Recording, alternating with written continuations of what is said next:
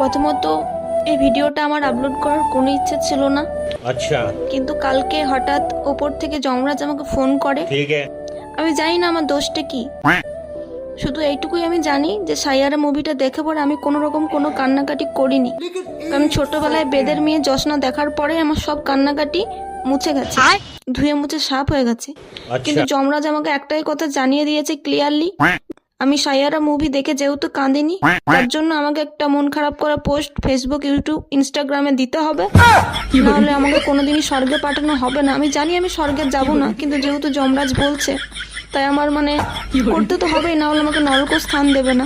তো যাই হোক, এই ভিডিওটা তোমরা সবাই একটু শেয়ার করে দিও, সাথে আমাকে আমার ভালোবাসার মানুষেরা স্বর্গে এবং আমার হেটার্সরা আমাকে নরকে যেতে সাহায্য করো।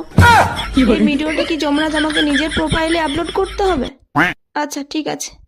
তো সাইয়ারা मैं तो बदली हुई हूँ। सैयारा तू तो बदला नहीं है।